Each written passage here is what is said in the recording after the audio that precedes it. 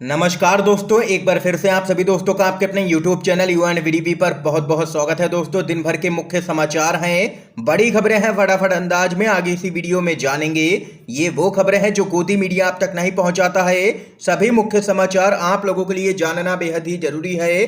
तो वहीं दोस्तों, खबरों की तरफ चलने से पहले आप लोगों से एक छोटा सा निवेदन है कि अगर आप लोग भी खुल करके देश भर में लगातार नफरत फैला रही गोदी मीडिया का बहिष्कार करते हैं, विरोध करते हैं, तो अभी इस वीडियो को लाइक कीजिएगा, चैनल को फ्री में सब्सक्राइब करके बेल के आइकन को जरूर दबाइएगा दोस्तों, और कमेंट बॉक्स में कमेंट करना बिल्कुल भी मत भूलिएगा। जय हिंद, जय भारत। दरअसल दोस्तों, पहली बड़ी अपडेट आप लोगों को बताते चलें।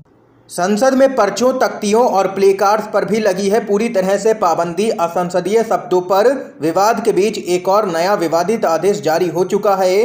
लोगों ने कहा अब सांसदों पर भी पाबंदी लगा ही दो। खबर बताते चलें, असंसदीय शब्दों की नई लिस्ट पर विवाद के बाद लोकसभा सचिवालय की ओर से एक और एडवाइजरी को लेकर के मामला बिगड़ता हुआ दिख रहा है। इसके मुताबिक मानसून सत्र के दौरान सदन में यहां पर सांसद पर्चे, तख्तियों और प्लेकार्ड्स का इस्तेमाल नहीं कर पाएंगे। इन पर पूरी तरह से रोक रहेगी। यह एडवाइजरी ऐसे समय जारी हुई है जब संसद परिसर में विरोध प्रदर्शन और धरना देने पर पाबंदी लगाने को लेकर के विपक्ष लगातार मोदी सरकार पर हमलावर है, और वहीं सोशल मीडिया पर भी यह मुद्दा अब गर्माता हुआ दिख रहा है। लोगों का दो टूक कहना है कि विपक्षी सांसदों के संसद में प्रवेश करने पर ही रोक लगा दो, फिर ना तो संसद में कोई विपक्षी सांसद होगा और ना ही साहब पर कोई सवाल खड़े कर सकेगा। इस खबर को लेकर के आप लोगों की क्या कुछ राय है, जरूर बताइएगा। अपनी राय कमेंट बॉक्स में कमेंट करके अगली अपडेट की तरफ बढ़ते हैं। दोस्तों, मोदी भक्तों की दिक्कत ये है कि वो आधे अधूरे शिक्षित हैं, मेरी पीएचडी का मुकाबला नहीं कर सकते हैं, बोले हैं बीजेपी के पूर्व सांसद। खबर आप लोगों को बताते चलें, भाजपा के पूर्व राज्यसभा सांसद सुब्रमण्यम स्वामी अपने बयानों से अपनी ही पार्टी के लिए लगातार मुश्किलें खड़ी करते रहते हैं। आए दिन वो मोदी सरकार की नीतियों पर सवाल खड़े करते हुए देखे जाते हैं। वहीं ट्विटर पर उनके ट्वीट को लेकर के लगातार यहां पर चर्चा भी रहती है। भाजपा के पूर्व सांसद सुब्रमण्यम स्वामी का आरोप है कि पीएम मोदी के पास अंधभक्त एम्प्लॉय हैं जो पैसे लेकर के मुझे अपशब्द बोलते हैं, लेकिन मैं अपने ट्वीट खुद करता हूं। यहां पर आपको बता दें कि सुब्रमण्यम स्वामी ने एक बार फिर से मोदी समर्थकों पर एक ट्वीट के जरिए निशाना साधा है। उन्होंने कहा है कि मोदी के आधे अधूरे शिक्षित भक्त मेरी पीएचडी का मुकाबला नहीं कर सकते हैं। उन्होंने आगे कहा है कि ट्विटर पर मोदी भक्तों के साथ समस्या यह है कि वे आधे अधूरे शिक्षित हैं, तो ऐसे में वे सभी मंदबुद्धि दुर्व्यवहार करते हैं जिससे वो ब्लॉक हो जाते हैं। दयनीय। ये यहाँ पर सुब्रमण्यम स्वामी ने मोदी के अंधभक्तों पर निशाना साधा है। इस बीच एक और बड़ी खबर बताते चलें, जुमलाजीवी असंसदीय शब्द में शामिल डोटासरा का कटाक्ष, इससे महामानुष का मूड बिगड़ रहा है। खबर आप लोगों को बताते चलें, राजस्थान कांग्रेस के प्रदेश अध्यक्ष गोविंद सिंह डोटासरा ने जुमलाजीवी शब्द को असंसदीय करार देने पर भाजपा पर बड़ा हमला बोला है। उन्होंने प्रधानमंत्री नरेंद्र मोदी पर निशाना साधते हुए कहा है कि जुमलाजीवी शब्द को असंसदीय शब्द में शामिल किया गया है क्योंकि संसद में विपक्ष की ओर से जनता के मुद्दे उठाने पर महामानुष का मूड बिगड़ रहा है। उन्होंने आगे कहा है कि किसान आंदोलन के दौरान किसानों को आंदोलनजीवी और खालिस्तानी कहा गया। पीएम मोदी की तरफ से यहां तक कि नौकरी देने के बजाय जुमले फेंके गए, तब कुछ गलत नहीं लगा इन लोगों को, लेकिन अब इन्हें जुमलाजीवी असंसदीय लग रहा है।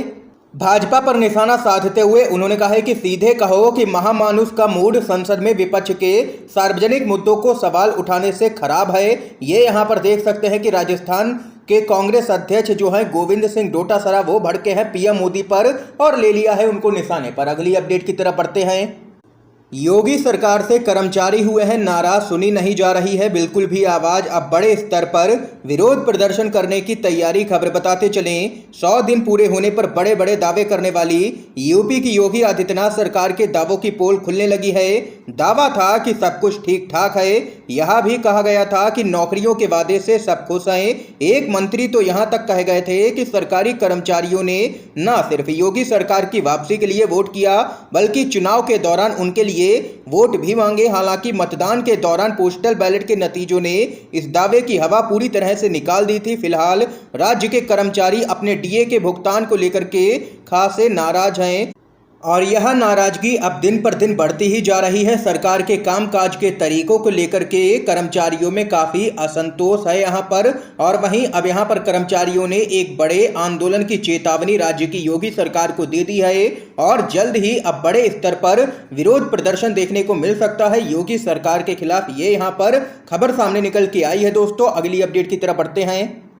झारखंड में सरकार बदलने की अटकलें तेज हो चुकी हैं। बीजेपी के संग जाकर के कम होंगी हेमंत सोरेन की मुश्किलें। खबर बताते चलें, राष्ट्रपति चुनाव में भाजपा ने द्रौपदी मुर्मू को उम्मीदवार बनाकर के जो दांव खेला है उससे कई राज्यों में राजनीतिक समीकरण पूरी तरह से बदल गए हैं। झारखंड भी इनमें से एक है। कांग्रेस के साथ मिलकर के सरकार चला रही झारखंड मुक्ति मोर्चा ने विपक्ष को बड़ा झटका देते हुए आदिवासी महिला मुर्मू के समर्थन का ऐलान कर दिया है।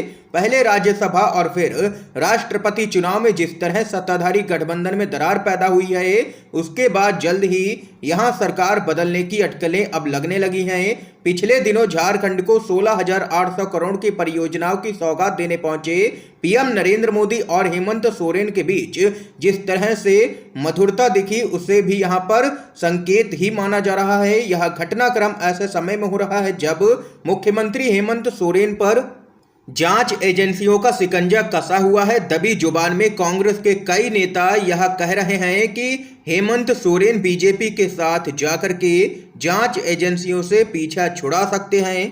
ये यहाँ पर दोस्तों देख सकते हैं कि केंद्र की मोदी सरकार लगातार विपक्षी पार्टियों पर सीबीआई, ईडी जैसी एजेंसियों का उपयोग करती है और जिसके बाद अब यहाँ पर हेमंत सोरेन पाला बदलने के लिए तैयार हो चुके हैं। इस बीच एक और बड़ी खबर बताते चलें।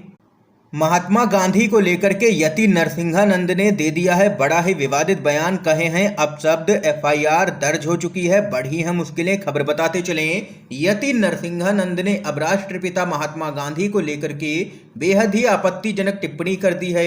यति नरसिंहानंद ने गांधी जी को हजारों हिंदुओं का कातिल बता डाला है और कई अपशब्द भी कहे हैं, जिसका वीडियो वायरल होने के बाद गाजियाबाद के मसूरी थाने में पुलिस ने यति के खिलाफ यहां पर केस दर्ज करके जांच भी शुरू कर दी है। और वहीं बताते चले, यति नरसिंहानंद पहले भी अपने भड़काऊ और आपत्तिजनक बयानबाजी को लेकर के सुर्खियों में रहे हैं और हाल ही में उनको जेल भी जाना पड़ा था, जिसके बाद एक बार फिर से यति नरसिंहानंद की मुश्किलें बढ़ती हुई नजर आ रही हैं। एक और बड़ी खबर आप लोगों को बताते चलें।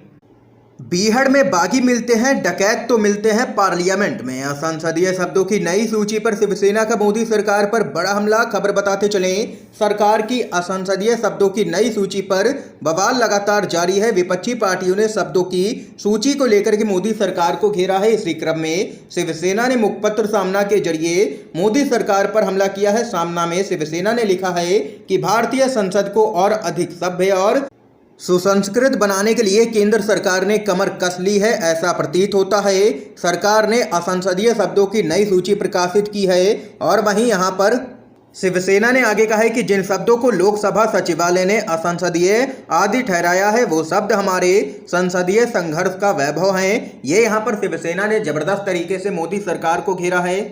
इस समय की दोस्तों आज की सभी बड़ी खबरें थी, मुख्य समाचार थे जो हमने आप लोगों तक पहुंचाए हैं यूएनवीडीवी के माध्यम से।